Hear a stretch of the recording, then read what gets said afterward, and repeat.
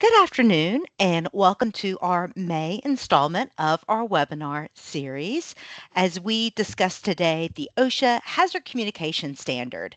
There was a revision to the standard back in 2024, and we are still in the implementation time period for this one. So we're taking some time today to talk about the standard and educate you on what has changed relative to the OSHA HAZCOM standard and what has not changed relative to the standard.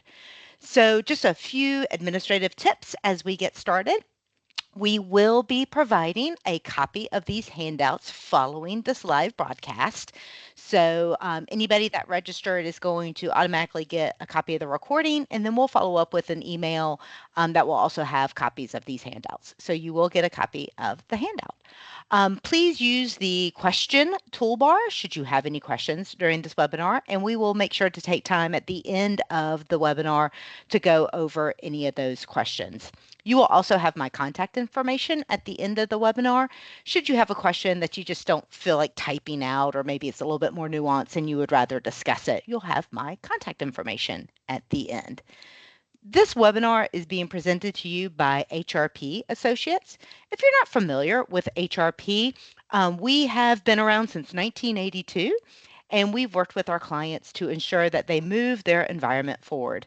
What we mean by this is we work to minimize the environmental and compliance risk associated with our clients' projects and help them to reach their business goals. We are a multidisciplinary environmental, compliance, and engineering consulting firm with several offices across the country. Now, relative to our topic today in hazard communication, HRP is only 1 year older than this hazard communication standard. So, since day one, we've been helping our clients and stakeholders with the hazard communication standard. And this is one of those standards that not only do we help our clients and stakeholders understand the regulation and comply with the regulation, this is one that, as an employer, HRP ourselves, we also have to comply with this one. My name is Jackie Baxley, and I'll be leading you through the content today. I am a professional engineer in several states, and I lead our environmental, health and safety, and sustainability practice. I've been working within the realm of environmental health and safety and sustainability for over 25 years, so I'll be bringing some of that knowledge and experience to our webinar content today. What we're going to review today in our webinars, again, we're going to be focused on the OSHA Hazard Communication Standard. So for those of you that might need a refresher or are not as familiar with the OSHA Hazard Communication Standard, we're going to start first with just some standard basics, kind of what's always been a part of the HAZCOM program, what are the key elements of that hazard communication program. And then we'll dive into what was involved in those 2024 revisions. And once we understand the basics of the standard and then those revisions, we'll talk about what it may or may not mean to you in your organization. All right, so with that preliminary information out of the way, let's go ahead and dive right into our content.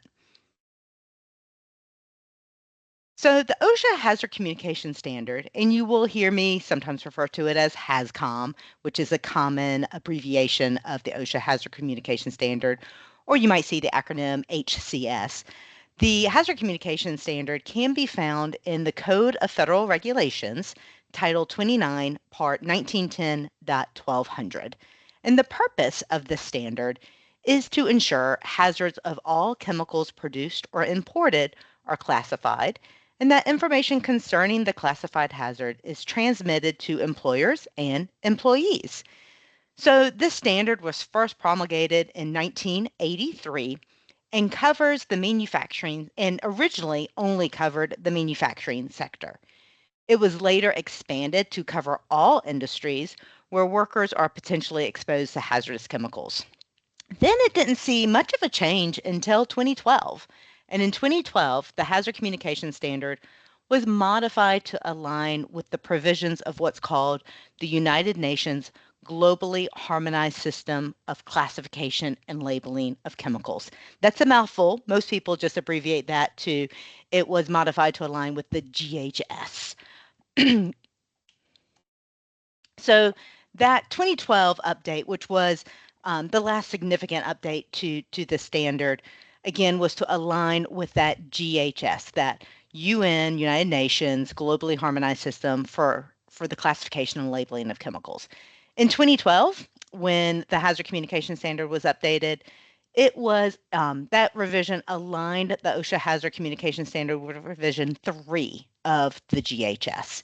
Just as info, currently, right now, through the United Nations, they are on revision 11 of the GHS. So in 2012, it was updated to revision 3 of the GHS. And the GHS, what this is it provides a common and consistent criteria to define and classify chemical hazards across those United Nations members. And it identifies intrinsic hazards of chemical substances and conveys hazard information through standard symbols and phrases. Some of you might recall when when the 2012 revisions kind of hit the streets, and you had requirements to train your employees in these new standard. And this is when we saw the introduction of the pictograms and some standard labeling elements and some standard sections of a safety data sheet. Those all date back to that 2012 standard. Now, with the globally harmonized system for hazard communication, that GHS, countries still have the option to have additional requirements above and beyond the GHS. But what GHS did is it created a common baseline standard. So, just as an example, where countries still have or countries may still have additional requirements. A common example would be here in the United States, we recognize combustible dust as a hazard. You're not going to see that in the GHS standard. That's going to be something that's a little unique to the US. Maybe you sell or distribute products in the EU. The EU follows the GHS, but they also have some above and beyond requirements, specifically about registering your chemical or product with what is kind of the equivalent of the Poison Control Center that we would have here in the United States. You get a unique identifier number with that product that goes on the safety data sheet. So there's still nuances, countries to country, but the GHS is just that common baseline, if you will. Now, in looking at the big picture of the HAZCOM standard, it impacts three key players. The HAZCOM standard impacts the manufacturers and importers, the distributors, and employers. So you might fall in one or more of these categories. Maybe you're a distributor. Well, you also have employees, so you have to communicate information to your employees as well. Maybe you're a manufacturer and an importer. You're also going to have employees, so you're going to have kind of two parts of the regulation that you're going to be operating in. Or maybe you're just a user of chemicals and products, so you're just really in that employer status. But regardless of what kind of category you find yourself in relative to this program, if you find yourself in the manufacturer and importers category, your obligation under Hazard Communication Standard is to classify the hazards of the chemicals that you manufacture or import, and then communicate those hazards downstream. So you could be communicating those hazards to distributors that further distribute those products in commerce, or you could be communicating those downstream to the employers that are using those chemicals or products in the workplace. Now, the distributors, if you find yourself in that category, the distributors have to transmit all the required information that they receive from those manufacturer and importer downstream to the users of those chemical and products. And those are the employers. And the employers have the obligation to communicate the hazards of those chemicals and products that it's using in the workplace to its employees. So depending on what kind of bucket you find yourself in will really identify the sections of the regulations that apply to you. Now, this hazard communication standard has limited applicability in the following settings. So laboratories. Laboratories have limited applicability of the HAZCOM standard, but there's another section of OSHA that might come into play, and that's what we call the lab standard. And you'll see that in 29 CFR 1910.1450. So some applicability in labs, but a lot of the labs will be further regulated under that lab standard. Also, limited applicability in operations where employees handle chemical in sealed containers that are not opened. An example of this is maybe a distribution center. So, a distribution center might receive chemicals and products in. They're just stacking them up in the shelves of the warehouse until they then go out to the user. Those chemicals are not handled, they're not opened, they're not used. They're sealed throughout that duration. So in those situations, HAZCOM still applies. It's just limited in its applicability relative to those scenarios. And then it has limited applicability relative to labeling when you have products that are regulated by the FDA, Food and Drug Administration, or FIFRA, the Federal Insecticide, Fungicide, and Rodenticide Act, which is, our pesticides and herbicides and whatnot. ATF, Alcohol, Tobacco, and Firearms, and USDA, U.S. Department of Agriculture. There are additional labeling requirements or labeling requirements, I should say, that trump the HAZCOM standard relative to those programs. So if you ever look side by side at like an OSHA label versus an FDA label, a perfect example would be hand sanitizer. Hand sanitizer is regulated under the FDA. You'll notice that that label looks very different from an OSHA HAZCOM label because the FDA trumps those labeling requirements over the OSHA requirements. Now, the HAZCOM standard does not apply to several situations, including hazardous waste. Hazardous waste is regulated by EPA, not by OSHA, so you don't have to worry about the HAZCOM standard relative to that. You'll see several in here just to highlight a few, hazardous waste, tobacco or tobacco products, articles. Articles has a technical definition. And so if you have an article, which is something that is manufactured to a certain specification, there's no releases of any type of chemicals or constituents relative to its use, then it's exempted from these HAZCOM rules.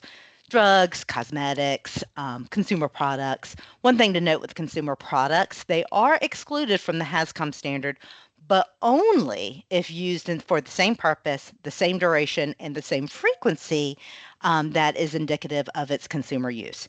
So an example I always like to use is cleaning chemicals. So we use cleaning chemicals in our home. That's a consumer use. But we don't clean our house, 8 to 5 every day of the week, like a janitorial services or environmental services might do. So cleaning chemicals would be an example of if you have cleaning staff, they're using those products, throughout the shift at a frequency and a duration that is not indicative of how we use it for consumer purposes. So those would be in relative to the standard.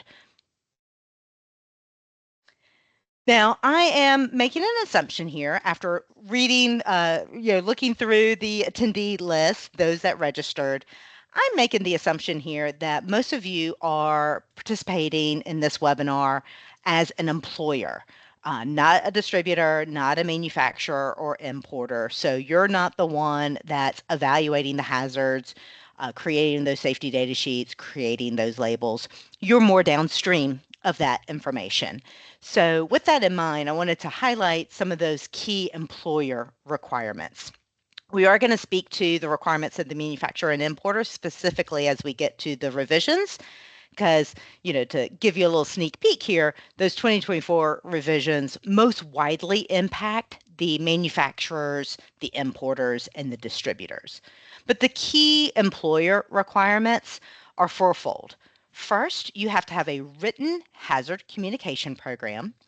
You have to have labels and other forms of warning available for the chemicals and products that you use.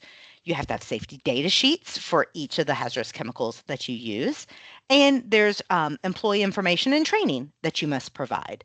So to dig into these a little bit more detail, so for the written hazard communication program, there are some required content elements of that written program, including how will you, the employer, comply with the HAZCOM standard, including the requirements of the labels and other forms of warnings, the safety data sheets, having those available, how are the employees going to access them, and employee information and training. So what's your training content? with, how are you sharing information with the employees? How are the employees going to understand the labels and read those labels and glean the information that they need for their health and safety? Things of that nature is what you'll be putting into your written program. Your written program must also have a list of the hazardous chemicals that you have on site. When we do audits, this is a common gap that we see. We'll see folks have the written program. We'll see that safety data sheets are available.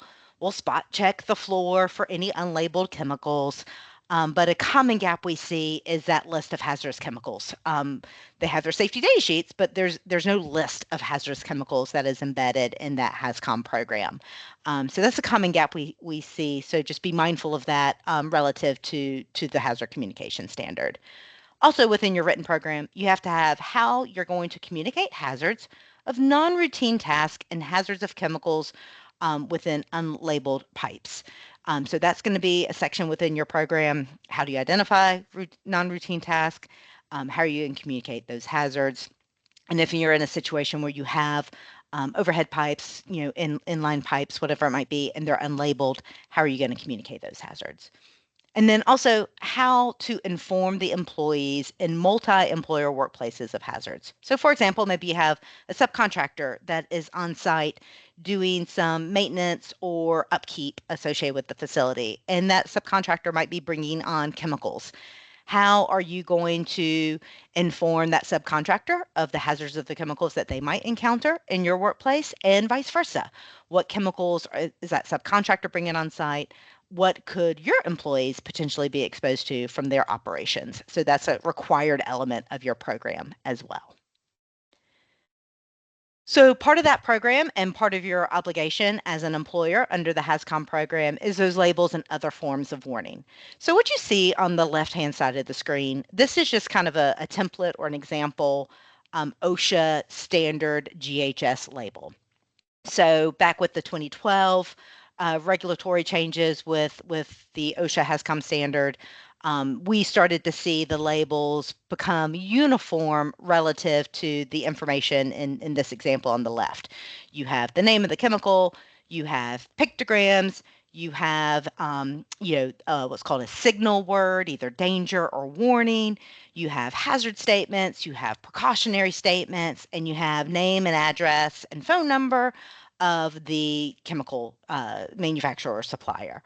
So that was a standardized label.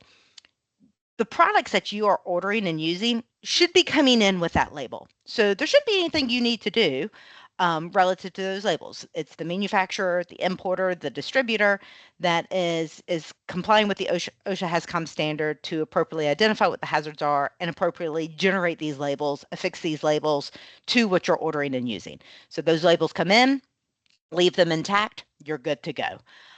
But what's common in our operations is we might, and this is what you see on the right-hand side of the screen, what's common is you might purchase a chemical and it comes in with the appropriate OSHA HAZCOM label.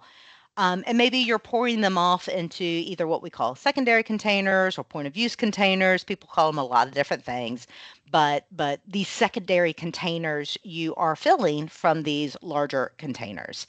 And now you have an obligation to transfer the hazard information to that secondary container so that, somebody's not walking up on an unlabeled spray bottle and they don't know, is that spray bottle methyl ethylkilosol or is it water? Or maybe you're pouring it off into an amber bottle that's being used at a workstation. How do you know what's in that amber bottle? So that's where the secondary container labeling comes in. So within your written OSHA Hazard Communication Program, you should have protocols for what are the secondary container labeling protocols you're going to use. And then you need to train your employees in that so that they understand not only the OSHA HAZCOM label on the left, but also what you're using at your site for the secondary container labeling. Safety data sheets. So again, safety data sheets are a key element of your obligations as an employer, and you must have a safety data sheet for all hazardous chemicals you have on site.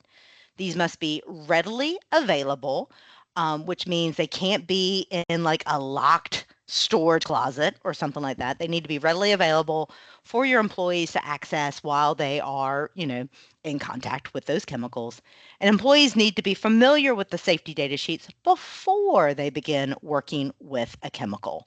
So that kind of goes into that employee information and training that you must provide. They need to know how to read a safety data sheet, and they need to be familiar with the hazards of the material before they start use it, and they need to know what are the controls that they need to apply to protect themselves from any type of exposure. And that takes us to the last kind of key element of the employer responsibilities, and that's that information and training piece. So information you are obligated to communicate to your employees includes the requirements of the OSHA HAZCOM standard, operations in the work area where hazardous chemicals are present, and location and availability of the written hazard communication program, including the list of hazardous chemicals and safety data sheets. And also the more detailed training. A lot of times we see people combine these. The information is presented within the training, but you can use other forms of communication for the information, like daily team meetings, toolbox talks, and things of that nature. But normally I see folks combining the required information into that training. And so the training just gets a little bit more detailed relative to methods and observations to detect the presence or the release of a hazardous chemical. So, is this particular chemical, does it have, an impact through, dermal, through skin, or through inhalation? How can you detect the potential presence or release or exposure of a chemical? You're communicating what are the hazards of the chemicals in the work area, and measures to protect oneself and details of that plan. And again, when you talk about the details of the plan, again, you're talking about the labels and other forms of warning and the safety data sheets so that employees have access to that information, understand that information, and can use that information to aid in protecting themselves from those hazards. All right, so those are the key elements, if you will, of the OSHA Hazard Communication Program. That those were all based on that 2012 update. Um, and so now let's get into what has changed relative to this. So in 2024, OSHA updated the Hazard Communication Standard, and it took effect mid 2024 in July of 2024. And not to bury the lead here, but these updates mainly impact those that are required to prepare and provide safety data sheets and labeling. As a rule, primarily just aligns with a more recent GHS standard. So if you may recall that 2012 update, which was the last significant update of the standard, when the HAZCOM standard was updated in 2012, it was to align with revision 3 of GHS. This standard, 2024 standard, aligns with revision 7 of the GHS. You may recall, I mentioned earlier that we're already on what I think revision 11 of the GHS. So we're not to the most recent standard of GHS, but we're to a much more recent standard than the 2012 update. So because we're aligning with just a more up-to-date or a more recent, I should say, GHS standard, the significant of the 2024 update is related to how are we identifying hazards and how are we communicating hazards. So that burden primarily lies with the manufacturers, the importers, and the distributors. However, you're going to be receiving some updated information. And in receiving that updated information, you're going to have to update your HAZCOM program, your training, your information, and so on. Now, you can access a red line version of the 2024 standard. I am going to be, everybody's going to automatically get a recording of this following the webinar. So you're going to have access to this recording. Also, following the webinar, I'm going to send you a PDF of these slides. So you'll just be able to click on this link. I'm also putting this link in the chat. So you should be able to access this in the chat if you want to follow along. But I really like looking at this red line version. And for those of you that are familiar with OSHA HAZCOM, The red line version is really handy because it really just shows you what's changed. It shows you the strikeouts and it shows you the addition. It's a track changes version, if you will. So if you're really familiar with the HAZCOM standard already, I think you'll find value in this red line version so you can really just kind of highlight on what's changed. And again, not to bury the lead, but what's changed primarily is within the appendices of the OSHA HAZCOM standard, which is what directs the manufacturers, importers, and distributors on how to classify the hazards and how to communicate those hazards. Now, as an employer, you're not off the hook, but just the major lift is going to be with those manufacturers and importers and distributors. All right, so what's not changed relative to the 2024 standard? So the following sections of the standard are substantially unchanged. The purpose of the HAZCOM standard remains the same, is to identify the hazards and communicate those hazards. The scope and application remains unchanged. So at the beginning, when I was saying has limited applicability in settings like laboratories and distribution centers, that remains unchanged. Where I said earlier, it does not apply to hazardous waste or cosmetics or tobacco, that remains unchanged. So the scope and applicability remains substantially the same. The written hazard communication program, those requirements are unchanged. So what is required to be in your written hazard communication program today is the same as what it was, back in 2012. And then the employee information and training, that requirement remains unchanged. Now, the information you might be getting from your supply chain, your suppliers might change and might prompt you to update your program and might prompt you to update your training. But your obligation to have the written program and your obligation to conduct the training and provide the information is unchanged. And then in the HAZCOM standard, there's a handful of appendices, about 5 or 6 appendices. And some of those appendices are what we call mandatory, and some of them are non-mandatory. And so 2 of the appendices primarily remain unchanged. And that is the definition of what is considered a trade secret. That's important for manufacturers and importers. And there are provisions of how they can communicate trade secrets within a safety data sheet and a label. So, but the definition of what is a trade secret has not changed. And then there's a non-mandatory section, and as a non-mandatory, what this means is it's guidance, it's not a regulation. So the guidance relative to carcinogenity has not changed. And that, again, that's a non-mandatory section, but that remains unchanged. So what has changed? So what has changed is some of the definitions have been augmented or primarily added. You'll just see a couple of additional definitions. And these definitions tie into some of these other changes that we're going to be discussing here. The definitions, I think, is kind of an underutilized portion of any regulation. I always, share with our team here internally at HRP, always read the definitions in any regulation because, the terms that are used in regulations don't always have the Merriam-Webster definition associated with them. They're more of a technical definition. So it's always important to consult definitions when you're reading any regulation. So just a few edits and updates there. The hazard classification section, which is part D of the standard, has changed. Now, if you just read, 1910.1200 paragraph D, if you're reading along in that red line version that I put in the chat, you'll see there's not a lot of updates in the red line version. But if you scroll to Appendix A and Appendix B, you'll see significant updates. So the section for hazard classification that requires manufacturers and importers to identify the hazards of substances or mixtures that they are distributing in commerce.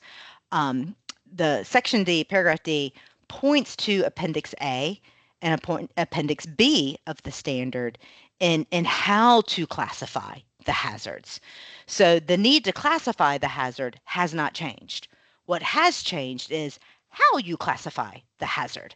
And that is, if you just scroll in that red line version that I put in the chat, if you scroll to Appendix A and Appendix B, you'll see significant changes to how we are classifying certain hazards. So it's that reference material that's been updated.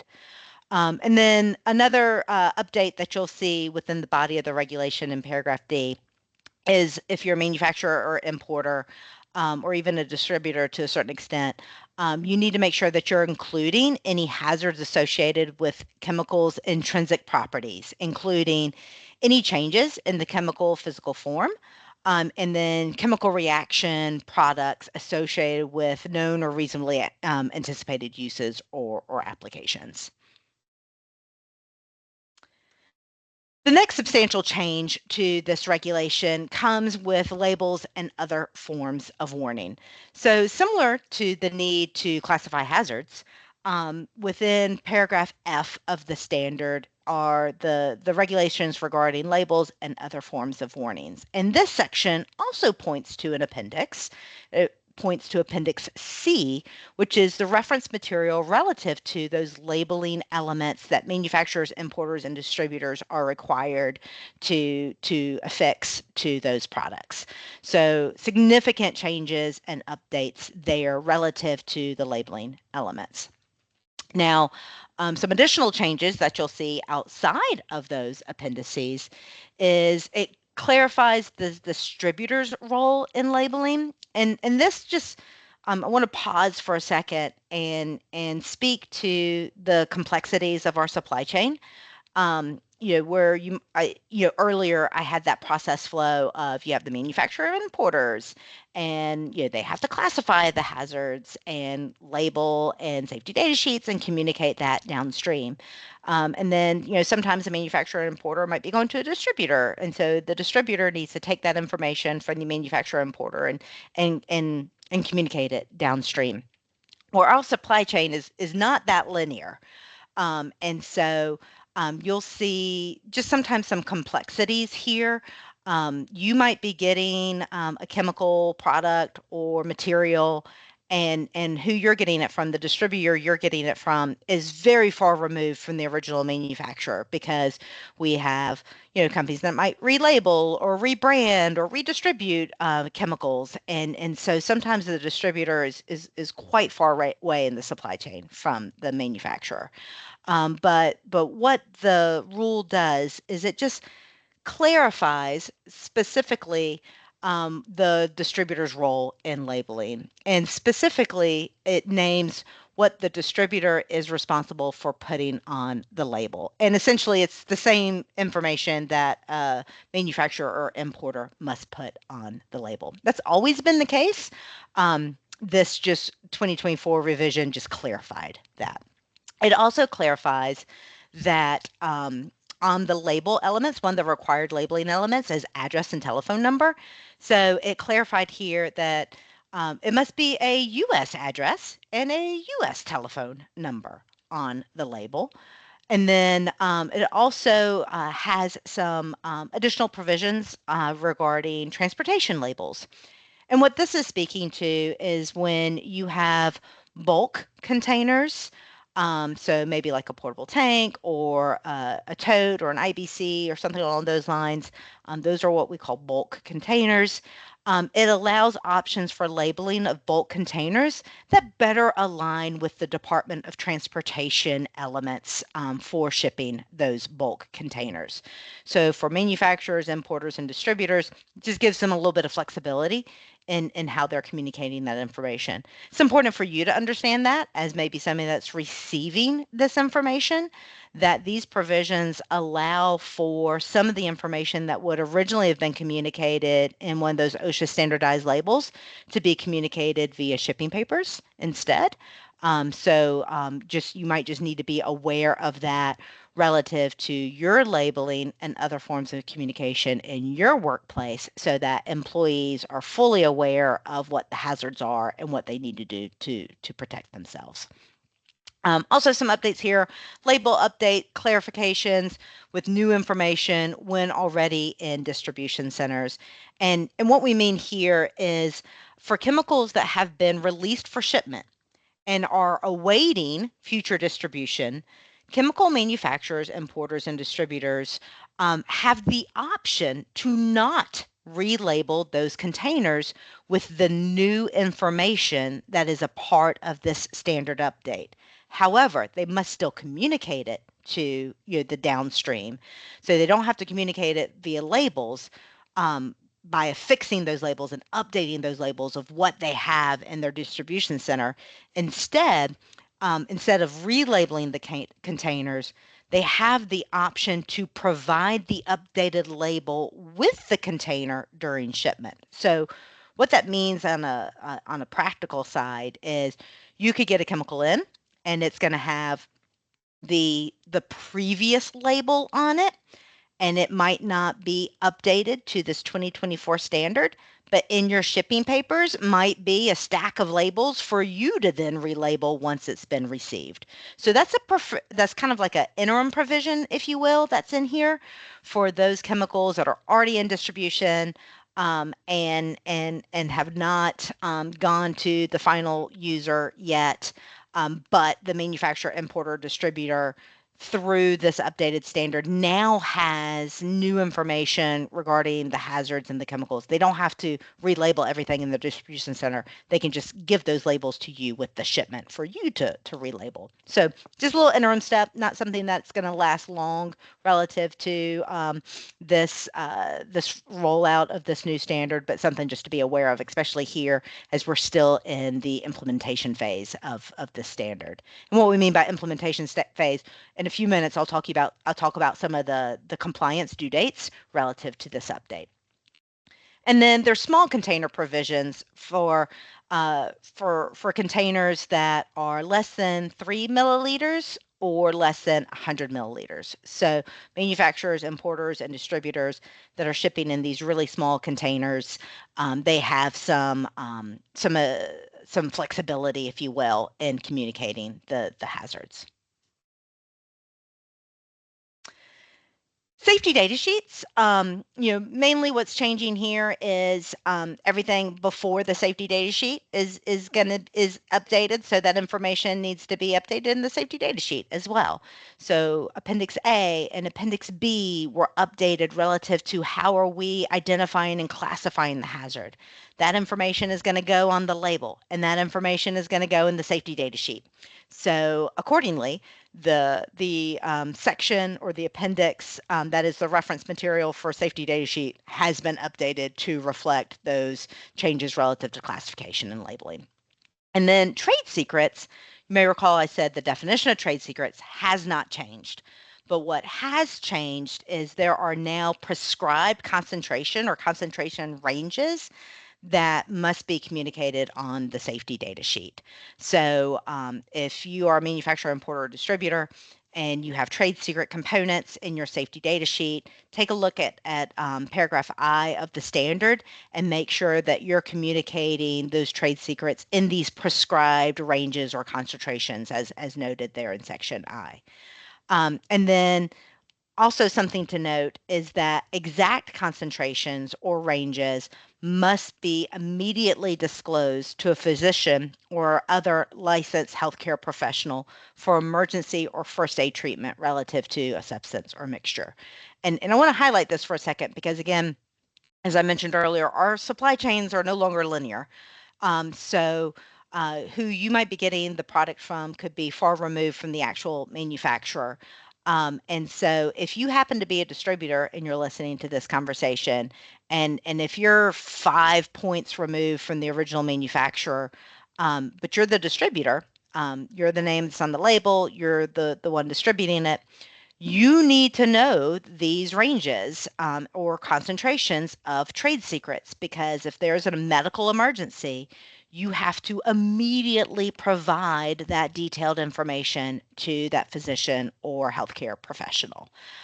So this comes up quite a bit. We work with several companies that rebrand or relabel products that are manufactured by somebody else, and they reach out to us to help with maybe safety data sheets or something along those lines. And we're always having to go back to the original manufacturer because we don't have all the components, so we can't really do a safety data sheet. And So we normally have to sign NDAs or something along those lines to get those details, so that we can have things readily available should there be an emergency situation such as this. And then lastly, what's changed is just effective dates of the standard. You see this commonly with new or updated standards, that there'll be a rollout period with rolling due dates, depending on certain elements of the regulation. And so this one is no different. So Section J of the standard just tells you what the dates are relative to this update. Now, one thing that I want to highlight is earlier this year, OSHA pushed back some of these due dates. So the due dates that you see on the screen are the current due dates. These were not the due dates that were in the initial reg that was finalized in 2024. These are the due dates that are currently in place because of the extension that was granted in January. So the rule became effective in 2024. Those of you that are manufacturers, importers, and distributors, you have two deadlines to take note of. The first deadline is your deadline for evaluating substances relative to the hazards.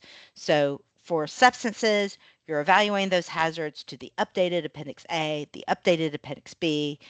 You're updating your labels accordingly, and you're updating your safety data sheets accordingly. That due date has come and gone. So that due date was what, about a week and a half or so ago. That for substances, that information needed to be, the evaluation needed to be complete, and the information out there for substances. Mixtures, you have a little bit more time on. Mixtures have to be evaluated and the information updated by November 19th of 2027. Now, employers, you get a little bit of a gap between when you might receive that information from the manufacturer, importer, and distributors and when you have to update your programs. So for substances, where the manufacturer, importers, and distributors have to provide you all of that updated information by a week and a half or so ago, you have until November of this year to update your workplace labeling, update your written program, update any of your employee training and information based off of that information that you've received. Now, for mixtures, manufacturers, importers, and distributors have until November of 2027 to provide you that information. And then you have roughly 6 months after that to then update again your workplace labeling, your written program, and any of the information or training that you're providing to your employees. So those are your compliance due date obligations. All right, so what might these rule changes mean to you? So now we have an understanding of, in general, what the HAZCOM standard has kind of always required of us. And now we know what those changes are from 2024. And we understand that, what the revisions mean to you really kind of depend on which bucket you're sitting in. Are you a manufacturer or importer? Are you a distributor? Or are you an employer? Or are you more than one of these things? So if you're in that manufacturer and importer category, your due date has already come and gone relative to classifying the hazards of substances and communicating those downstream. You have a little bit more time on the mixtures. Distributors, this might require some collaboration with your upstream manufacturers and importers. Have you gotten the updated information from them? And again, our supply chains, there's lots of points, if you will, in between the manufacturer and importer and the distributor sometimes. So this might take some collaboration at that distributor side to make sure that you have that most recent information from the manufacturers and importers so you can continue that information communication downstream. And employers, just as you get the new information, you just need to update your plans and protocols and recognize that in theory, you could have some things that are currently within your inventory that have historically not been considered hazardous. And now with these updated criteria for evaluating hazards, maybe they are now hazardous. Or maybe historically they were classified as one particular hazard, like, uh, maybe corrosive, and now you're seeing corrosive and acutely toxic. So just be aware that you could be seeing some changes, and you just need to update your programs accordingly. So again, here, this is just another snapshot of those compliance dates, what's required, who's required to do it, and by when are they required to do this. So this aligns with that last section of the updated standard that we spoke to just a moment ago. It's just presented in a little different format. But one thing that I wanted to highlight here, the updating labels and safety data sheets for substances and mixtures, that largely is going to fall on the manufacturers, importers, and distributors. But you do see employers there with a little asterisk, and that's because remember when I said on labels and other forms of warning that there's a little bit of that grace, if you will, for chemicals that have already been released to distribution. Manufacturers, importers, and distributors do not have to necessarily relabel those that are already within distribution, but they have to provide the downstream users what those labels are. So you might have to physically update that information based off of what you've been supplied. So that's why you see that little asterisk there. So let's go through just a couple of examples before we wrap up. So kind of example one here, a manufacturer or an importer identifies that a product label must be updated due to a significant information update regarding the hazards. So this manufacturer or importer, they consulted the updated Appendix A and Appendix B, and in doing so has identified significant new information regarding the hazards. They have about 1,000 units that have already been released for shipment and are awaiting distribution. This is that kind of grace I was mentioning that was in that label and other forms of warning section of the standard. In this situation, the manufacturer must either relabel each container that's awaiting distribution or provide the updated labels for each individual container with each shipment. And if that's the case, then the employer, you, might have an obligation here as well, because once the product is received and you have that labeling information that has been communicated to you, you then must relabel the container with the provided labels. So that's an example of where there's action kind of across the, each potentially regulated entity across the supply chain. Example two, we have a manufacturer or importer that identifies that a substance previously was not identified as a skin corrosion or irritation, but by applying the most recent standard, the 2024 standard, specifically the updated Appendix A, the substance now bears the hazard classification of skin corrosion or irritation. So the manufacturer then has actions to take, which is to update its labeling, update its safety data sheet so that that information can be communicated down through the supply chain.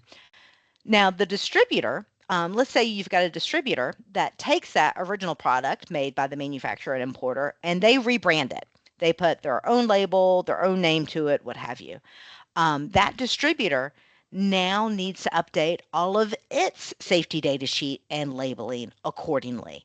And so, you could have, this little interim time period where going back to our example one, you might have this interim time period where you're relabeling versus maybe providing the labeling information, but the distributor is going to have the obligation to update its labeling and safety data sheets according to this new information from the manufacturer and importer. And this seems pretty stepwise, right? Manufacturer, importer to distributor. But again, in our supply chain these days, there's normally multiple people in between the manufacturer, importer, and distributor. So this could require quite some high degree of collaboration across your supply chain. And then the employer that uses this product The current hazard communication program does not have this product in its chemical inventory, and the training does not speak specifically to corrosive materials. So this would be an example where this employer now needs to update their inventory to show that this is a hazardous chemical in their inventory, and they need to update their training and their information to communicate the hazards associated with skin corrosion and irritation. What are the forms of warning to identify potential exposure to skin corrosion or irritation chemicals, what to do to protect yourself. So this is an example of the action that's going to be required at the employer level based off of the evaluation upstream. So some recommendations here. If you find yourself in the manufacturer, importer, or distributor bucket, evaluate your product offerings relative to the updated standard. Noting if you're a distributor, this is going to require strong engagement with your supply chain. If you're a manufacturer or importer, this is going to probably be your product stewardship team or somebody similar that's going to be evaluating these substances. Note that the substance compliance date has come and gone, but mixtures, you have a little bit more time to complete this evaluation. So even if, even though we're past the compliance date, if this is a step you have not done yet, go ahead and do this right away. Start the process right away, so that we can get those hazards identified and communicated down the supply chain. And then you're going to need to update your labels and safety data sheets accordingly. And just kind of a side note here, we're focusing on OSHA, but there's a environmental regulation that really builds off of this OSHA program, and it's called the Emergency Planning and Community Right to Know Act. And there's a particular section in EPCRA, which is Tier 2 reporting or inventory reporting and safety data sheet reporting. And so just be aware that with your Tier 2 reporting, which is due annually by March 1, you might have new hazards you need to communicate in that Tier 2 report. If we go back to that example too, we had a product that historically we didn't say was corrosive, and now we understand that it's corrosive. So maybe we have more than 10,000 pounds of that material. So on our Tier 2 report, we're going to be adding it to our Tier 2 report, and we're going to be saying that it's corrosive. And under EPCRA, whenever you have new information, significantly new information that impacts the safety data sheet, you're required to provide those updated safety data sheets to your local emergency responders within 3 months. You don't wait until March 1 of the next year. You have to provide them that information with 3 months. So if you're a manufacturer, importer, or distributor that's doing these Tier 2 reports and these safety data sheet notifications, make sure that that's a step in your compliance task relative to this updated OSHA standard.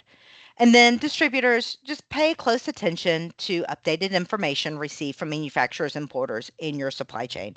As a distributor, it is your responsibility to ensure you are communicating downstream the most up-to-date and accurate information. So it's going to take, again, collaboration with your suppliers. Recommendations for employers out there, which is going to be all of y'all in some way, shape, or form, is we recommend just take this opportunity to audit your hazard communication program. First and foremost, it should be a written program. So you should be able to put your eyes on it or your hands on it to validate that you have a written hazard communication program. Make sure that written hazard communication program includes a hazardous chemical inventory. Make sure that inventory is up to date and accurate. Make sure you have a safety data sheet available for all those items on that inventory. And remember, this reg took effect July 19th of 2024. So what I would do is I would kind of prioritizing a review of those safety data sheets that you've received since the effective date, and just double check those recent safety data sheets against your internal secondary container labeling guidelines. Make sure you are accurately communicating what the hazards are recognizing that the hazards could be different now because of the changes in the evaluation guidance in Appendix A and Appendix B. And then update your training and information provided to your employees as appropriate. So make sure it's still accurate based off of any new or recent information that you've received. And again, speaking to that EPCRO reporting, the Tier 2 reporting, and the SDS reporting, that applies to employers as well. So if you're doing Tier 2 reporting and safety data sheet notifications, if you get new information on that safety data sheet, if you get significant changes of new hazards or whatever in that safety data sheet, don't wait until March 1 to provide that with your Tier 2. Realize you have to provide that within 3 months of receiving that new information. All right. So as we are starting to wrap up, we'll definitely take a moment or so to review any questions. So feel free to go ahead and start typing in any questions that you might have. And while you're typing in any questions or thinking about any questions, just a few tidy up items that I would like to share with you. We try to do 6 webinars a year, give or take. This is our 3rd webinar of this year. Our next webinar is slated for July. We'd love to hear from you for what topic you would like to see for our July webinar. You can put that in the chat or put it in the Q&A, or you can reach out to me separately if there's some topics you would love to see us present. But we'll have 3 more webinar topics before the end of the year. We also have some in-person training coming up. So if you're attending this webinar and you happen to be in close proximity to our Greenville, South Carolina office, they will be hosting in-person training in their office next week, June 4th, on RCRA and DOT. So the first half of the day is RCRA hazardous waste training, universal waste, used oil. Second half of the day is Department of Transportation hazardous materials training. So we'd love to see you if you're local to our Greenville office, if that's a training need for you. We also have live virtual training. So it will be a format similar to this, but much more interactive where you can engage with the other participants. So not webinar style, more meeting style. But we have a live virtual training that we're doing in August relative to the updated ISO 14001 standard. So this was our first webinar of 2026, was the changes to the ISO 14001 standard. And we're going to be taking a much deeper dive into the updated standard, what it might mean for you if you have ISO 14000 certification. So it's a day and a half training in the details of that updated standard with an optional add-on for internal auditor training on the second half of the second day. We have online training that's always available. And we also have an archive for all past webinars. So the QR code on this screen will take you to any of these upcoming training opportunities, where the QR on this screen is our webinar archive, or you can just go to YouTube at HRP Associates Webinar Archive. You'll see that webinar we did early in the year about the ISO 14001 updates. Last month's webinar was on regulatory updates, and you'll even see those from last year, such as the OSHA heat standard and some topics on PFAS and similar. So please take advantage of those archives for additional information that you might need. All right, so as we wrap up, I'm going to leave the screen here as I review and answer your questions. If you have a question and you just don't feel like typing it in, you've got my phone number there and you've got my email. Feel free to reach out to me directly if you had a question that was just a little too nuanced for you to type in. So let's see. So there's a question here on does this update consider shelf life labeling from a manufacturer distributor all the way down to the employer labeling? So again, I'm going to kind of reach back to that provision with labels and other forms of warning. So the manufacturer and the importer, when they have knowledge of new hazards, they either have to relabel at that moment or provide that labeling information relative to relative to those downstream users. Now, if you're in a situation where you've had something in inventory for 3 years, so you ordered it before the 2024 updates and you still have it in inventory, then that one's going to take a little bit more legwork on the employee side for you to reach out to that provider and make sure you have the most recent safety data sheet for that product and that you are communicating the hazards appropriately. So just because it's been in your inventory since before this time period, that doesn't mean that you don't have an obligation to update the hazards and the forms of warning and communication and safety data sheets for your employees. Your time period, if I go back here, your time period for that is as we go back.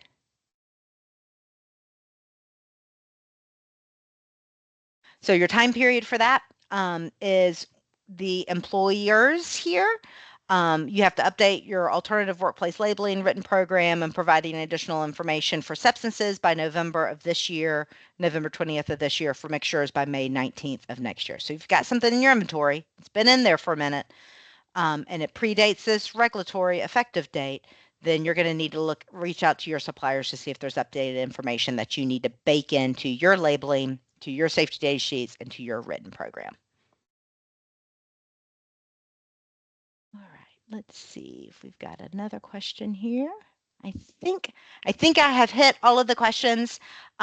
So you will be receiving a link to the webinar recording. The webinar recording will also be on that archives YouTube channel that I shared just a moment ago as well. And you'll also be receiving an email from me that just has a PDF of this presentation for you to refer back to. So I'd like to thank everybody's time and attention today and encourage you to reach out if we can be of any further assistance for any of your environmental, health and safety, sustainability, or compliance needs. So thanks again, and I hope everybody has a great rest of your day.